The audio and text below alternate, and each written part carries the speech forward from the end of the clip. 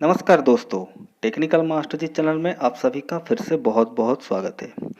आज मैं आपके लिए एक यूनिक वीडियो लेके आया हूँ जो कि किसी भी मीटर के ऊपर नहीं है, कोई भी इलेक्ट्रॉनिक चीज़ के ऊपर नहीं है। ये एक ऐसा परेशानी है जो सभी के घर में हो सकती है।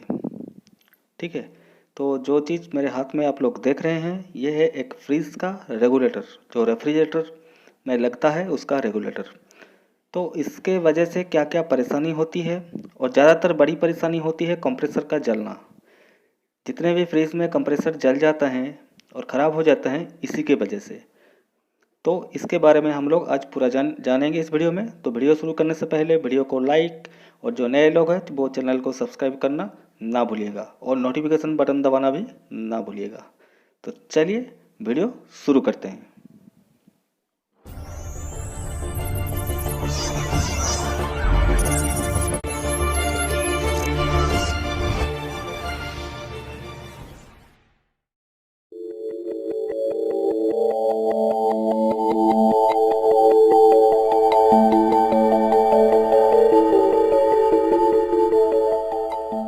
तो चलिए मैं आपको थोड़ा दिखा देता हूँ। जो स्विच मैं हाथ में पकड़ा हुआ था वो कहाँ लगता है, वो यहाँ पर लगता है, जिसको आप लोग सभी लोग रेगुलेटर बोलते हैं।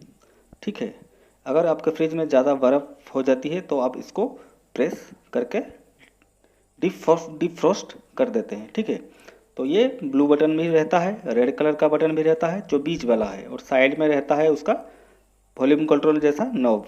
तो इसको टेम्परेचर कंट्रोल भी बोलते हैं, लेकिन इसका ओरिजिनल नाम है थर्मल कंट्रोल यूनिट। ठीक है, तो हाँ, इसको आप घुमाने से टेम्परेचर बढ़ भी जाता है और कम भी जाता है। मतलब जब चाहते हैं आप, हाँ ज़्यादा आइस हो रहा है, अब इसको अगर कम करते हैं तो ये आइस कम देती है, मतलब आइस कम फॉर्मेशन होती है आइस चैम्बर के अंदर, और कूलिंग भी कम होती है। अगर बढ़ाते हैं टेम्परेचर, तो इसका नॉब बढ़ाते हैं तो आइस ज़्यादा होती है, ज़्यादा ठंडा होती है फ्रिज। तो इसी के वजह से होती है, मतलब इसके थ्रू जो कंप्रेसर है वो कंट्रोल होता है।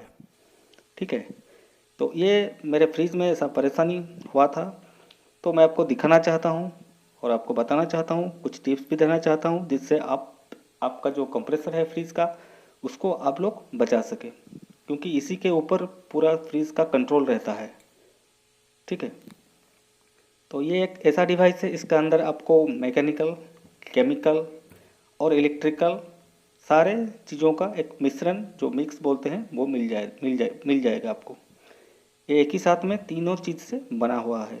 ठीक है, और ये जो आप वायर जैसा देख रहे हैं ये वायर नहीं है, ये एक छोटा सा कॉपर का पाइप है।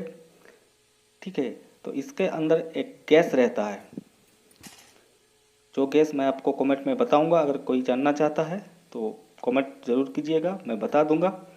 तो वो गैस क्या होता है कि जब आपका रेफ्रिजरेटर ठंडा होता है, ज़्यादा ठंडा हो जाता है, तो वो अपने आप कंप्रेस हो जाता है। ठीक है, और जब गर्मी बढ़ जाती है, मतलब टेम्परेचर घट जाता है, बढ़ जाता है, तो अपने आप वो उसका जो गैस का मोलिकुलर मास है वो बढ़ जाता है। ठीक है, तो वो गैस कैसा काम करता है वो आपको मैं इस वीडियो में बताऊंगा। तो जैसे मैं इसको लपेटा हुआ हूँ यहाँ पर, वैसे ही है जो आइस चैम्बर होता है, आइस चैम्बर के चारों ओर एक एक राउंड या दो राउंड ऐसे इसको लपेटा जाता है। ठीक है, तो इसको चलिए पहले खोल के मैं आपको दिखा देता हूँ क्या क्या कंपोनेंट इसके अंदर रहता है। तो चलिए इसको खोल लेते हैं। इसको खोलने के लिए बहुत आसान है, कोई ऐसा परेशानी वाली बात नहीं है, और ये रिपेयरेबल भी है। किस कंडीशन में रिपेयरेबल है मैं आपको दिखाऊंगा। अगर कंडीशन वैसा रहा, अगर आप ठीक से उसको खोल सके, तो ये ऑलवेज रिपेयरेबल है।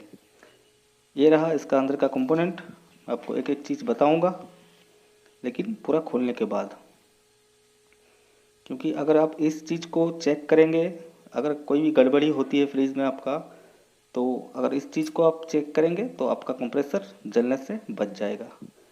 तो ये बहुत पुराना जो रेगुलेटर है मेरे पास है, लेकिन ये सही है, मतलब थोड़ा बहुत इसमें प्रॉब्लम है। क्या प्रॉब्लम है मैं आपको बताऊंगा। ये गोदरेज कंपनी की है, 2001 में ये बना था, मतलब इसका मैन्युफैक्चरिंग था। ठीक है, और जो 1980s के जो एसी आते थे तब तो आपका शायद ही स्प्लिट एसी डेवलप हुआ था, तब आपको मिल जाएगा, मतलब तब के टाइम में विंडो ऐसी ही था जिसमें आपको मैनुअली कंट्रोल जो भी नोब्स थे, दोनों नोब्स फैन के लिए और कूलिंग के लिए दोनों मैनुअली मिलते थे। ठीक है, ये मेरे पास एक पुराना वाला है, जो उसका पाइप है, जो गैस का पाइप है वो फट चुका है, मतलब निकल चुका है। अगर पाइप निकल गया तो ये बेकार है और इसका कॉस्ट भी काफ़ी ज़्यादा है। तो जब भी आप इसको निकालेंगे थोड़ा सावधानी से, जैसे पीछे के साइड से पाइप, इसका जो गैस रहता है जो पाइप, वो ना टूटे। ठीक है, क्योंकि वही सारी चीज़ को ऑपरेट करती है, क्योंकि ये ऑटोमेटिक स्विच है, ऑटोमेटिक ये फंक्शन करता है। तो चलिए इसको पहले खोल लेते हैं। तो वीडियो थोड़ा बहुत लंबा है, लेकिन आपको जानकारी बहुत कुछ मिलने वाली है इससे, तो कृपा करके आप वीडियो पूरा देखने की कोशिश कीजिए। ठीक है, तो एक एक चीज़ मैं आपको खोल के इससे बताऊंगा। तो ये रहा वो पाइप, इसके अंदर से गैस फिल करके इसको सोल्डर से बंद किया जाता है। तो ये इसको बोलते हैं, आप अगर इसका जो नीचे का जो ये देख रहे हैं, इसको gas field spiral vacuum tube बोलते हैं। ठीक है, ये कॉपर का बना होता है और ये इंक्रीज और डिक्रीज होता है। गर्मी घटने से, गर्मी बढ़ने से ये इंक्रीज और डिक्रीज होता है, क्योंकि इसके अंदर का जो गैस है उसका जो मोलिकुलर मास है वो जब घटता है, टेम्परेचर कम रहता है, तब ये सिकुड़ जाता है, मतलब इसका जो मोलिकुलर मास है वो कम हो जाता है। जब टेम्परेचर बढ़ता है तो इसका जो मोलिकुलर मास है वो एक्सपांड हो जाता है, बढ़ जाता है, जिसके वजह से ये जो स्पाइरल ट्यूब है वो फैलता जाता है। ठीक है, तो ये रहा चारों क्लैंप चारों साइड में, जो कि आसानी से कोई भी प्लेयर हो या स्क्रूड्राइवर हो, आप उससे सीधा करके इसको निकाल सकते हैं। तो ये रहा चारों क्लैंप, ये हो गया। तो इसको आप आसानी से निकाल सकते हैं। तो चलिए इसको मैं एक बार आपको दिखा देता हूँ। ऐसा नोब रहता है इसके साइड में, जिसको घुमाने से ये इंक्रीज और डिक्रीज होती है, जिसका जो टेम्परेचर रहता है। ठीक है, you can increase the temperature by the help of this knob. So let's open it.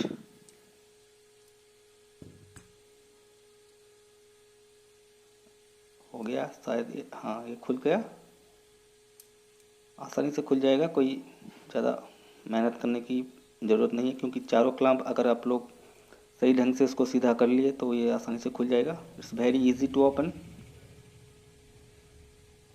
अगर आपके पास थोड़ा बहुत नॉलेज है तो आप इसको बना सकते हैं, क्योंकि इसमें कोई ज़्यादा टेक्नोलॉजी और कोई ज़्यादा मतलब इलेक्ट्रॉनिक्स चीज़ की यूज़ नहीं किया गया है। तो कोई भी इलेक्ट्रॉनिक्स कंपोनेंट इसमें यूज़ नहीं है। आपको कहीं भी इलेक्ट्रॉनिक्स का कोई भी कंपोनेंट इसके अंदर नहीं मिलेगा। तो ये चारों क्लैंप ढीला करने का थोड़ा मतलब ये थोड़ा स्ट्रॉन्ग है, इसको थोड़ा देख के आपको सीधा करना पड़ेगा। ये रहा पुश रॉड, जो ब्लू बटन मैंने बोला था, आपको दिखाया था, इसके साथ ब्लू बटन कनेक्ट होके होके रहता है। ठीक है, जब आप पुश करते हैं ये रॉड अंदर की तरफ जो लीवर है, लीवर को पुश करती है। ये इसका ऊपर का नॉब है, जिसे वॉल्यूम कंट्रोल के जैसा, जैसे आप उसको टेम्परेचर को इंक्रीज और डिक्रीज करते हैं। ठीक है, तो ये रहा उसका नॉब, इसको भी हम खोल लेते हैं। ये 1980s के जो विंडोज एसी थे, वहाँ ये पूरा ये डिवाइस लगता था, जैसे ही आपका रेफ्रिजरेटर में, कई कई रेफ्रिजरेटर में टेक्नोलॉजी चेंज हो गया है अभी का भी, क्योंकि अगर आप 20,000 के आसपास लेते हैं रेफ्रिजरेटर, तो उसमें आपको इलेक्ट्रॉनिक डिवाइस मिल जाएंगे जो इलेक्ट्रॉनिकली कंट्रोल करता है, सेंसर वाला। तो ये देखिए ये ऐसा काम करता है। नीचे जो बैठा हुआ है स्पाइरल जैसा डब्बा जो दिख रहा है, इसको gas field spiral vacuum tube बोलते हैं, वो उसको धकेलता है ऊपर की तरफ, तब प्रेशर पर प्लेट जो है वो ऊपर की तरफ जाता है। तो यहाँ से आपको शायद मालूम नहीं पड़ेगा, मैं खोल के आपको एक एक चीज़, इसका जो पुर्जा है मैं एक एक आपको बताता चलूँगा। और एक चीज़ आपको बताना चाहूँगा, अगर बोलने के टाइम में कुछ गड़बड़ हुआ हो, कोई मिस्टेक रहा हो, तो मैं उससे माफ़ी चाहता हूँ, क्योंकि मेरा हिंदी थोड़ा इधर उधर है, तो इसलिए अगर बोलने के टाइम में कुछ भूल चूक हुआ होगा तो मैं आपसे माफ़ी चाहता हूँ। तो लीजिए इसका जो कंपोनेंट है ये खुल चुका है। मेन कंपोनेंट के बारे में मैं बता दूंगा। 3 कंपोनेंट रहते हैं और क्या फॉल्ट रहता है इसमें जिसके वजह से आपका फ्रीज में प्रॉब्लम रहता है, कंप्रेसर जल जाता है, तो मैं बताऊंगा। ये रहा इसका प्रेशर प्लेट, ठीक है। इसमें थोड़ा रस्ट हो गया है, तो इसको रस्ट को साफ करके मैं आपको दिखाता हूँ। तो जानकारी है कि ऐसी कि आपका फ्रिज अगर कंटिन्यूसली रन करेगा, मतलब समझ लीजिए आप शायद नोटिस किए होंगे घर में, फ्रिज हार्डली 3 मिनट और 4 मिनट चलता है, मतलब कंप्रेसर जो है 4 मिनट या 3 मिनट चलता है, उसके बाद ऑफ हो जाना चाहिए। अगर कंटिन्यूसली चलता रहता है तो समझ लीजिए ये स्विच में कुछ गड़बड़ी है, जिसके वजह से वो ऑटो ऑफ नहीं हो रही है। अगर ऑटो ऑफ नहीं होती है, फ्रीज लगातार चलती रहती है उसका कंप्रेसर, तो कंप्रेसर जलने की संभावना बढ़ जाती है। ये स्विच ही उसको कंट्रोल करती है, ठीक है। ये देखिए ये खुल गया है। एक बार ये अगर अगर आप खोल लेते हैं इसको तो लगना मुश्किल है, क्योंकि ये अभी जो इसका मोलिकुलर मास है अंदर, जो गैस फील्ड है ये, क्योंकि इसका वो बोलते हैं gas field spiral vacuum tube, ठीक है। इसका मोलिकुलर मास अभी बढ़ चुका है क्योंकि ये रूम टेम्परेचर पे है, ठीक है। अभी इसको दबाना मुश्किल है, आप उंगली से भी इसको दबा नहीं सकते हैं। लेकिन जब मैं इसको आइस में डुबा कर रखूँगा, आइस चारों तरफ इसके आइस रहेंगे, मतलब इसका जो टेम्परेचर है, टेम्परेचर जब डिक्रीज करवाऊँगा तो ये आसानी से सिकुड़ जाएगा। अब देखिएगा वीडियो में मैं आपको दिखाऊँगा कैसे ये सिकुड़ता है। तो बहुत ही मतलब जो यूनिक चीज़ है, जो कोई भी इसको डिज़ाइन किया होगा बहुत ही दिमाग लगा के इसको डिज़ाइन किया है, क्योंकि अभी तक ये टेक्नोलॉजी चल रही है। अभी के जितने भी फ्रिज है स्टैंडर्ड, जो भी बजट में आता है, जो फ्रिज बजट के अंदर, उसमें आपको ये डिवाइस मिल जाएगी। और अगर आप 20,000 के आसपास कोई भी फ्रिज लेते हैं तो उसमें सारे सेंसर, इलेक्ट्रॉनिक सेंसर रहते हैं, जैसे एसीज में, एयर कंडीशनिंग में अभी यूज हो रहा है। लेकिन वो रिलायबल इतना नहीं है ये जितना रिलायबल है, ठीक है। ये सालों साल चलता रहता है। तो मैं आपको थोड़ा कंटिन्यूटी मैं दिखा देता हूँ कौन सा इसके अंदर कौन सा स्विच है, मतलब इलेक्ट्रिकल स्विच कौन सा वाला है। चलिए मैं आपको दिखाता हूँ। ये रहा इलेक्ट्रिकल स्विच, छोटा सा स्विच है, ज़्यादा कुछ बड़ा स्विच नहीं है, लेकिन ये पूरा कंप्रेसर को कंट्रोल यहीं से होता है, मतलब कंप्रेसर को पावर यही स्विच के अंदर से ही जाता है। ये देखिए मैं जब छोड़ता हूँ तो कंटिन्यूटी में आता है, जब पुश करता हूँ तो कंटिन्यूटी में नहीं रहता है ये। मतलब जब इसको वैक्यूम जो ट्यूब है, जो गैस फिल ट्यूब है, जब उसको धकेलता है, समझ लीजिए मतलब आप डीप फ्रोस्ट कर दिए उसको, मतलब आप उसको धकेल दिए अंदर। जब वो उसका टेम्परेचर थोड़ा कम होगा, मतलब बढ़ेगा अंदर का टेम्परेचर, ठीक है, तो तब ये ऑन होगा। जब तक टेम्परेचर सही है ऑन नहीं होगा ये, क्योंकि वो जो ट्यूब है उसका पोजीशन वैसा ही वैसा रहेगा, पोजीशन चेंज नहीं होगा। गर्मी बढ़ने से घटने से उसका पोजीशन चेंज होता है। ये देखिए मैं जब इसको छोड़ता हूँ तो ये बजर का साउंड दे रही है, मतलब कंटिन्यूटी में आ रही है। तो ऐसा इसका सिस्टम है। तो इस स्विच में थोड़ा कार्बन है, इसको हम साफ़ कर लेंगे तो ये आसानी से फिर से चलने लगेगा। तो चलिए मैं इसको दिखाता हूँ साफ़ करके कैसे आपको साफ़ करना है। लेकिन ध्यान रखिएगा ये जो पीछे तार जैसा निकला हुआ है पाइप और ये वैक्यूम ट्यूब, ये लीक नहीं होना चाहिए। नहीं तो आप खोलने के टाइम पे या लगाने के टाइम पे कोई औजार से अगर आप उसको छेद कर दिए तो ये बेकार हो जाएगा, क्योंकि इसका जो गैस है अंदर वो बाहर निकल आएगा और ये काम नहीं करेगा। ऑटोमेटिक जो ऑन ऑफ करता है टेम्परेचर के हिसाब से, ये काम नहीं करेगा। तो चलिए इसको थोड़ा खींच के इस साइड से खोलते हैं।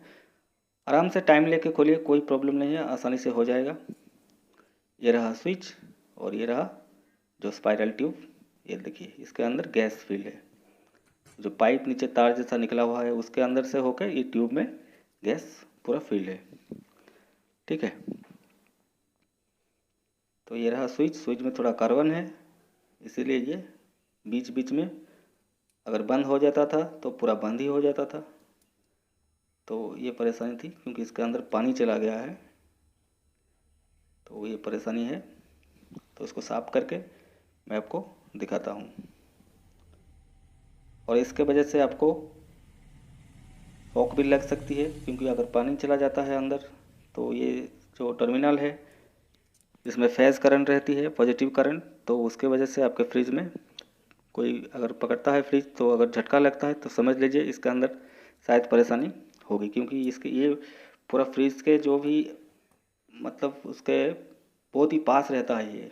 मतलब अगर आपके फ्रिज में पानी लीकेज होता है, लाइन कट गई है, उससे पानी निकल रहा है, पानी रिस रहा है, तो पहले इसके कांटेक्ट में आएगा, ये स्विच के कांटेक्ट में।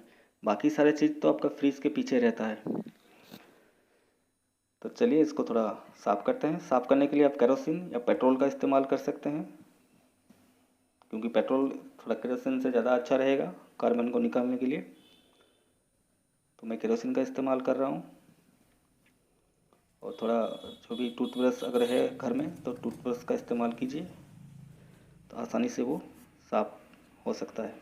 ठीक है, तो यही परेशानी रहती है, छोटा सा चीज़ है लेकिन बहुत बड़ी परेशानी खड़ी कर सकती है। ये देखिए, ये ब्रास का बना हुआ है, जो कि जंग बिल्कुल ही नहीं लगेगा। इसका लेग भी ब्रास का है। अगर लोहे का होता तो अभी तक सड़ चुका होता, क्योंकि ये मॉइस्चर के कांटेक्ट में आता है, इसलिए इस कंपनी इसको बहुत मतलब ब्रास का चार जो जो भी इलेक्ट्रिकल कंपोनेंट इसमें है वो ब्रास का यूज किया है, ताकि ये ज़्यादा दिन टिक सके। इसको पुश करने से ये ऑफ होती है और छोड़ देने से ऑन रहती है। तो ये पुश ही रहता है हर वक्त। जब कंप्रेसर चलती है तो ये ऊपर आता है, नहीं तो ये नीचे दबा रहता है। तो ऐसा करके आप इसको साफ कर लीजिए। उसके बाद मैं आपको दिखाऊंगा इसका कंटिन्यूटी, क्योंकि कंटिन्यूटी अगर सही दिखाता है पुश करके छोड़ने पर, तो ये सही हो गया। बहुत दिक्कत वाली चीज़ है ये, मेरे साथ खुद का घर में ऐसा प्रॉब्लम हुआ है, तो मैंने सोचा चलो इस पे एक वीडियो बनाते हैं, सभी को जानकारी मिल सके। कोई भाई भी अगर पहले भी कोई भाई वीडियो बनाया होगा, लेकिन मैं सोचा चलो जितने भाई लोग मुझे देखते हैं तो मैं उनके लिए बना देता हूँ ये वीडियो, ताकि मालूम पड़ सके सबको। क्योंकि ये एक ऐसा चीज़ है, मिडिल स्टैंडर्ड से लेके अपर मिडिल स्टैंडर्ड से लेके जो भी रिचेस्ट फैमिली है सभी के घर में ये मौजूद है रेफ्रिजरेटर। किसके पास बड़ा वाला होगा, किसके पास छोटा वाला होगा, लेकिन होगा शायद ज़रूर। तो ये देखिए, ये कंटिन्यूटी में बढ़िया से काम कर रहा है। तो इस तरीके से आप इसको साफ करके आसानी से फिर से फिट कर सकते हैं, क्योंकि इसका जो मार्केट प्राइस है काफ़ी ज़्यादा है। आपको 600 या 700 के आसपास लग जाएगा कॉस्ट इसका। तो अगर इसका पाइप ठीक है, पाइप नहीं टूटा मतलब टूटा है, तो आप इसको रिपेयर करके इस्तेमाल कर सकते हैं। और एक चीज़ आपको दिखाना मैं चाहूँगा, क्योंकि वो चीज़ आपको देखना बहुत ज़रूरी है, नहीं तो आप इसको फिट नहीं कर पाएंगे। आप दिन भर भी कोशिश करेंगे तब भी इसको फिट नहीं कर पाएंगे। ये देखिए, रस्ट जो था इसको मैंने साफ कर लिया है अच्छी तरीके से। तो चलिए मैं फिट करने का तरीका आपको बताता हूँ, कैसे इसको फिट करना है। तो पहले आपको थोड़ा जानकारी दे दूँ मैं। यहाँ पर भी थोड़ा रस्ट है, इसको भी अगर रस्ट लगा हुआ है तो इसको भी साफ कर लीजिए, नहीं तो ये साइड में जो वैक्यूम ट्यूब है, स्पाइरल ट्यूब, वो घिस सकता है, घिस के लीक हो सकता है। इसको भी थोड़ा साफ कर लेते हैं पहले। इसको खोलने का तरीका अभी बहुत मतलब थोड़ा देख के खोलना चाहिए। अगर प्लेयर आपका स्लिप करता है खोलने के टाइम पे ये बोल्ट, तो सीधा जो पाइप निकला हुआ है उसके साथ भिड़ जाएगा, मतलब वो पाइप फट सकता है या निकल सकता है। एक बार अगर पाइप निकल गया तो ये बेकार हो गया, इसका कोई काम नहीं। तो इसके बारे में मैं आपको थोड़ा बताना चाहूँगा, इसके लिए मैं थोड़ा वीडियो में इसको ऐड किया। तो ये देखिए, मैं इतना प्रेस कर रहा हूँ दोनों उंगली से, नहीं मतलब कोई भी अगर दूसरा चीज़ होता तो वो पिचक जाता, लेकिन ये ऐसा मतलब इसका जो गैस है अंदर, इसके अंदर इसका जो मोलिकुलर मास है इतना बढ़ा हुआ है कि आप उसको प्रेस नहीं कर सकते हैं। इसको एक ही चीज़ में डाल के आप उसको प्रेस कर सकते हैं, वो है आइस। मतलब इसको कोल्ड वेदर, मतलब जो भी ठंडा सरफेस है या कोई भी, मतलब रूम टेम्परेचर के हिसाब से ये नहीं होगा, इसको आइस ही चाहिए। मतलब आपको 8 डिग्री या 7 डिग्री ऐसे सेल्सियस में उसको, इसका जो टेम्परेचर चाहिए इसको दबाने के लिए, ठीक है। तो ये था इसका स्टिकर, गोदरेज कंपनी का। 2001 में ये मैन्युफैक्चर हुआ था, क्योंकि तभी का रेफ्रिजरेटर है, 20 साल पुराना, अभी भी चल रहा है। तो मैंने सोचा चलो इसको रिपेयर करके उसको चलाते हैं।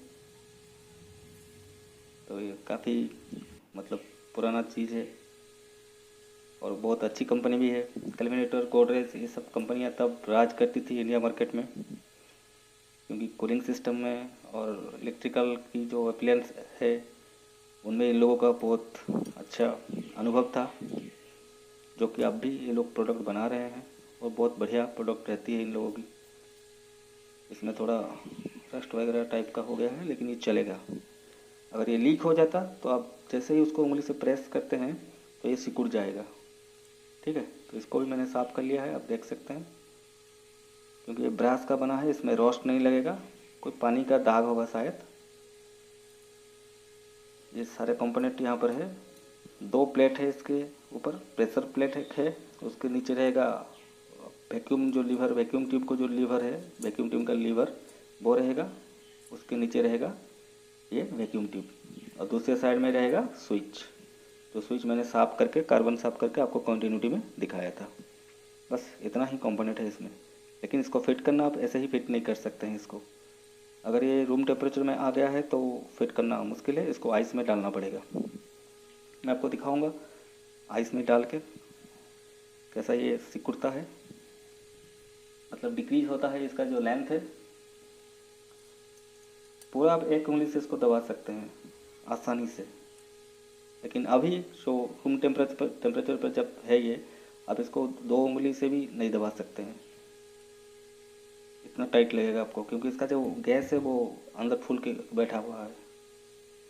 जब तक इसको ठंडक नहीं मिलती तब तक ये सिकुड़ने वाला नहीं है। ये देखिए कितना हार्ड है ये। चलिए इसको थोड़ा आइस में डालते हैं, उसके बाद मैं आपको, ये लीजिए ये स्विच मैंने फिट कर दिया है। इसके बाद इसको आइस में डाल के मैं आपको दिखाऊंगा। तो फिट करने का तरीका भी बहुत आसान है, एक के बाद एक चीज़ बिठाते जाइए जैसे खोले थे। अगर खोलते हैं याद नहीं रहता है तो एक चीज़ आपको मैं बताना चाहूँगा, मोबाइल लीजिए, मोबाइल में वीडियो पूरा बना दीजिए उसका खोलने के टाइम पर, और जब फिट करेंगे आप तब उसी वीडियो को देख देख के आप फिट कर सकते हैं। कोई भी चीज़ आपसे ना भूलेगी, ना छूटेगी, और आप भूलेंगे नहीं कैसा फिट करना है, ठीक है। तो ये आसान तरीका है। अगर आप सोच रहे हैं कि हाँ मुझे याद नहीं है, शायद याद इतना पुर्जा है इसमें, याद नहीं होगा, फिट करने में परेशानी होगी, तो इसका वीडियो उतार लीजिए। उसके बाद आप उसको, ऐसा ये फंक्शन करता है, ऊपर नीचे होता रहता है टेम्परेचर के हिसाब से। उसके बाद ये स्विच को ये ऊपर नीचे करता रहता है, इस छोटा सा स्प्रिंग जो है, स्प्रिंग की मदद से। ये प्लेट रहता है इसके ऊपर और इसके बीच में रहता है ये स्प्रिंग, ठीक है। तो ऐसे इसको फिट करना है। तो मैंने तो फिट करके आपको दिखा दिया, लेकिन कैसे ये काम करता है मैं आपको दिखाऊंगा आइस में डालकर। तब आपको मालूम पड़ेगा कि ये जब इसमें टेम्परेचर नीचे जाता है तो ये कैसा फंक्शन करता है। अभी देखिए ये पूरा एकदम हार्ड है। तो ये रहा आइस मेरे पास। अभी मैं थोड़ा डेमोन्स्ट्रेट करके आपको आइस में, मतलब टेम्परेचर को नीचे गिरा के दिखाऊंगा। टेम्परेचर जब नीचे जाती है तो ये कैसा सॉफ्ट हो जाता है, ये बिल्कुल ही सॉफ्ट। आप उंगली से उसको आसानी से दबा सकते हैं। मैं तो फिट कर देता इसको, लेकिन आपको मालूम नहीं पड़ता कैसे फिट करना है, तो आप दिक्कत में आ सकते थे। तो इसीलिए मैंने आइस ला के आपको डेमोन्स्ट्रेट करके दिखाने की कोशिश की है इस वीडियो में। तो ये प्लेट ऐसा रहा, प्लेट को ये ऊपर नीचे करवाता है। अभी आप इसको पुश नहीं कर पा रहे हैं, मतलब मैं इसको पुश नहीं कर पा रहा हूँ, लेकिन जब आइस के अंदर इसको डालूंगा अब दिखिएगा कैसे आसानी से ये नीचे जाता है। ये नीचे पूरा जाएगा, तभी जाके सारे कंपोनेंट इसके अंदर आसानी से फिट हो सकेंगे। नहीं तो ये ऊपर अगर उभरा रहेगा तो जो कंपोनेंट है, जो भी इसका जो पुर्जा है, वो पुर्जे को आप फिट नहीं कर सकते हैं। ठीक है, तो इसको पूरा आइस में डुबा कर रखना पड़ेगा ताकि इसका टेम्परेचर थोड़ा कम हो सके। तो ये था प्रोसेस। इस प्रोसेस के साथ अब ये स्विच को सही कर सकते हैं और दोबारा फ्रिज में फिट कर सकते हैं। तो बस इस वीडियो में इतना ही जानकारी मेरे पास थी जो मैंने आपके साथ शेयर कर दिया। अगली बार आपसे फिर से मिलूंगा किसी एक नए वीडियो के साथ, किसी एक नए टॉपिक के साथ। उस टाइम के लिए आपसे विदा चाहता हूँ। नमस्ते।